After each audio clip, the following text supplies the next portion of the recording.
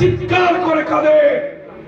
হাসিনার আদালতে আজকে মিথ্যা মামলার আসামি হয়ে দেশনেত্রী বেগম খালেদা জিয়া বাংলাদেশের একটি পরিত্যক্ত কারাগার।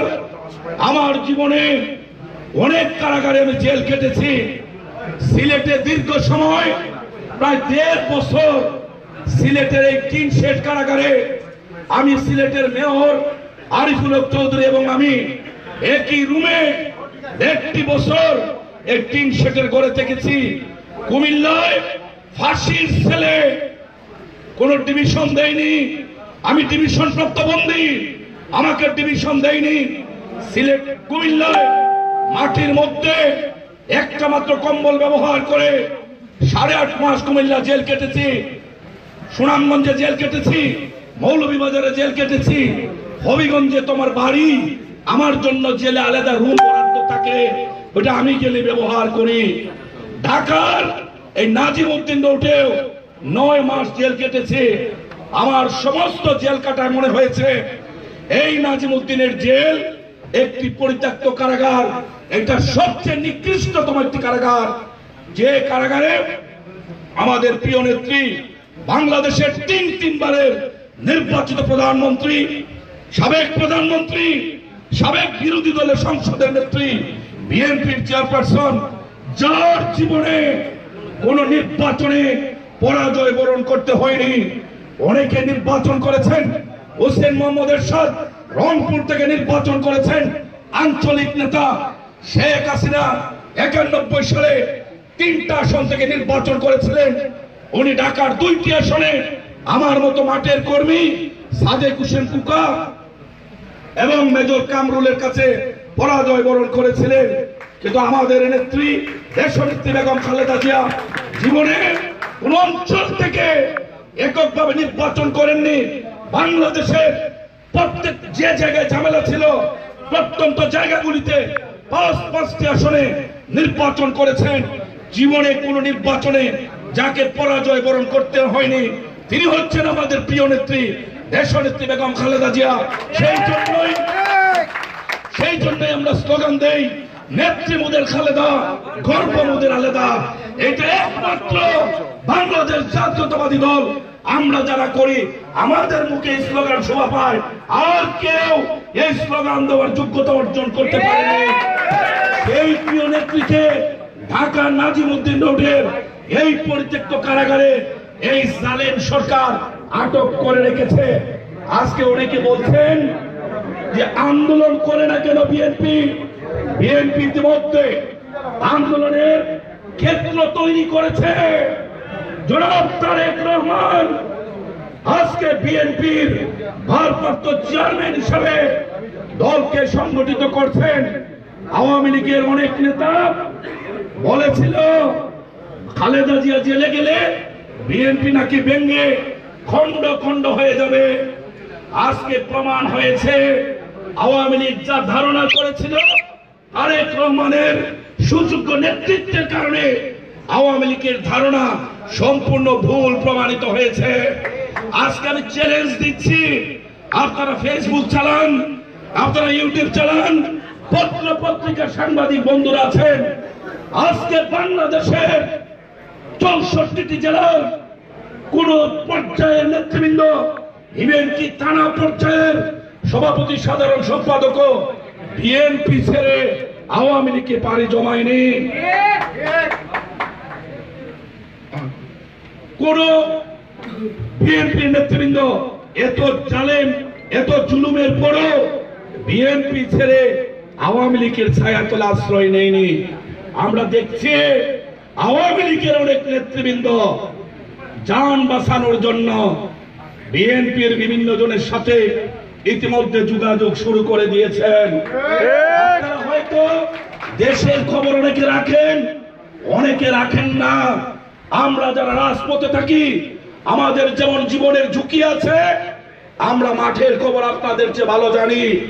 প্রশাসন যারা আজ থেকে 1 মাস আগে আওয়ামী লীগের এই অনির্বাচিত সরকারের আজ্ঞাবহ তল্পি বাহক হিসাবে দায়িত্ব পালন করেছে, এই সৌদি আরব আসার পরেও অনেকের সাথে আমার দেখা হয়েছে। প্রজাতন্ত্রের অনেক পর্যায়ের কর্মকর্তা কর্মচারী যারা পবিত্র হজ পালনের জন্য সৌদি আরবে এসেছেন, তাদের যে আকুতি, তাদের যে মনের অভিপ্রায়, এই সরকার ক্ষমতায় থাকতে পারে না। আন্দোলন হবে 2014 সালের 5 জানুয়ারি, যে পাতানো নির্বাচন এই সরকার আয়োজন করেছিল, সেই সময় আন্দোলন হয়েছে। আপনারা দেখেছেন 154 জন মানুষ, এই অনির্বাচিত প্রধানমন্ত্রী, অনির্বাচিত রাষ্ট্রপতি, অনির্বাচিত স্পিকার, অনির্বাচিত এমপিদের, এই সংসদের অনেক এমপি মন্ত্রী 154 জন বিনা ভোটে নির্বাচিত হয়ে যে সংসদের জন্ম দিয়েছে, এই সংসদটি হচ্ছে অবৈধ সংসদ, অবৈধ প্রধানমন্ত্রী, অবৈধভাবে আজকে তারা রাষ্ট্র চালাচ্ছে। সময় এসেছে পিলখানার ঘটনার জবাব বাংলাদেশের মানুষ আগামী নির্বাচনে ব্যালটের মাধ্যমে ইনশাআল্লাহ দেবে। শাপলা চত্বরে হেফাজতে ইসলামের সাথে যে আচরণ করা হয়েছিল, মানুষ বসে আছে। শেখ হাসিনা এবার এই নির্বাচনের তফসিল ঘোষণা হবে, সেই দিন বুঝতে পারবে বাংলাদেশের মানুষ আন্দোলন করতে জানে কি জানে না। জাতীয়তাবাদী ছাত্রদল, যুবদল, শ্রমিক দল, কৃষক দল, প্রত্যেকটা পর্যায়ে দলকে জনাব তারেক রহমান লন্ডনে বসে ওইখানেও সময় পাস করছেন না। বাংলাদেশের বিভিন্ন পর্যায়ে, থানা পর্যায়ে সংগঠনকে ঢেলে সাজিয়েছেন। আজকে প্রশাসনের এক লোক আমাকে টেলিফোন করে বললেন, আপনাদের সকল থানা কমিটি, ইউনিয়ন কমিটির সকল নেতৃবৃন্দের তালিকা আমরা সংগ্রহ করেছি। উদ্দেশ্য কি? আবারও মিথ্যা মামলা, আবারও এই সমস্ত নাশকতার মামলা দিয়ে আমাদেরকে রাজপথ থেকে দূরে রাখবেন, সেই সুযোগ কিন্তু হবে না ইনশাআল্লাহ। আমাদের পিঠ দেয়ালে ঠেকেছে। আমাদেরকে হয় বাংলাদেশে থাকতে হলে আওয়ামী লীগকে রুখতে হবে, বাংলাদেশে থাকতে গেলে শেখ হাসিনাকে ক্ষমতার মস্তক থেকে নাড়াতে হবে। এর বিকল্প আমাদের সামনে আর নেই।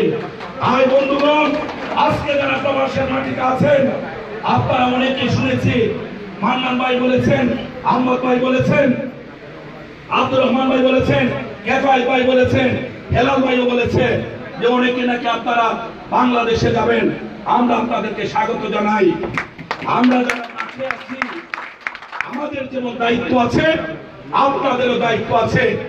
আজকে প্রবাসের মাটিতে যারা আছেন, যারা মাথার গাম পায়ে ফেলে অর্থ উপার্জন করেন, দেশের অর্থনীতির চাকাকে সচল রাখেন, তদ্রুপ পরিবারের অর্থনীতির চাহিদা পূরণ আপনাদেরই করছেন।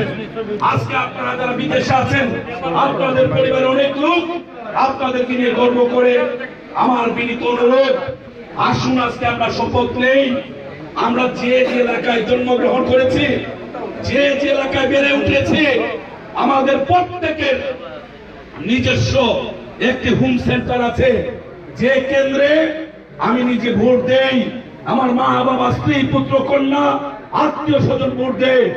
আসুন বাংলাদেশের যে যে জায়গায়, যে জেলায় আমাদের জন্ম হয়েছে, আমরা শপথ নেই আগামী নির্বাচনে দেশ নেত্রী বেগম খালেদা জিয়া যাকে নমিনেশন দিবেন, অন্তত আমার সেন্টারে আমি ধানের শীষকে বিজয়ী করব। এটাই হোক ইনশাআল্লাহ।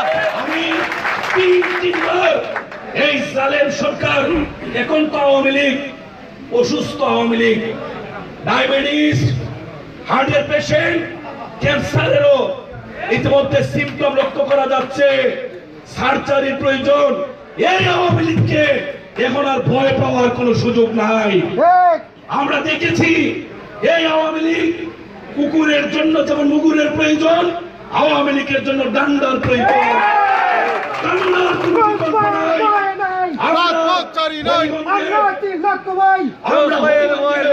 একটা ছোট্ট জেলা, এই আহমদ আলী মুকিব সাহেব, আজকে তারেক রহমান ওনাকে বিশ্বস্ততা অর্জন করেছেন, কথায় নয় কাজে। আমি দীর্ঘ 3 যুগ 36টি বছর বিএনপির বিভিন্ন পর্যায়ের দায়িত্ব পালন করেছে। আমি যখন শুনি আমার রাজনীতিগঞ্জের মতো প্রত্যন্ত থানা, বাহুবলের মতো প্রত্যন্ত থানা, নবীগঞ্জ বানিয়াচং, সোনারগাঁয়ের মতো থানার ছাত্র দলের সভাপতি আমাকে ফোন করে, যুব দলের সেক্রেটারি আমাকে ফোন করে, ইভেন উলামা দলের সভাপতি সেক্রেটারি ফোন করে যে আহমদ আলী মুকিব ভাই সৌদি আরব থেকে টেলিফোন করেছেন, এই মামলার জন্য কোন উকিল আমরা নিয়েছি, উনি আমাদেরকে সর্বাত্মক সহায়তা করবেন। পুলিশ তাদেরকে গুলি করেছে, সেইগুলো অপারেশন হয়েছে কিনা, যদি না হয়ে থাকে সেই অপারেশন কোন হসপিটাল করাতে হবে উনি আমাদের কাছে জানতে চেয়েছেন। অর্থনৈতিক সহযোগিতা পাঠিয়েছেন। এগুলা কর্মীদেরকে উৎসাহিত করে, অনুপ্রাণিত করে আজ আমি আপনাদেরকে বলবো, আমার বিগত নির্বাচন, আমি আমার বাড়ি থেকে 125 কিলোমিটার দূর সিলেট কারাগারে আমাকে আবদ্ধ করে রাখা হয়েছিল, আমি যেন হবিগঞ্জের নির্বাচনে অংশগ্রহণ না করতে পারি। এই আহমদ আলী মুকিব ভাই এই সৌদি আরবের মাটিতে বসে এমন কোন নেতা নাই যাদেরকে টেলিফোন করে কাজে লাগিয়েছে এবং কার কাছ থেকে হিসাব করে কাজ আবার বুঝে নিয়েছে।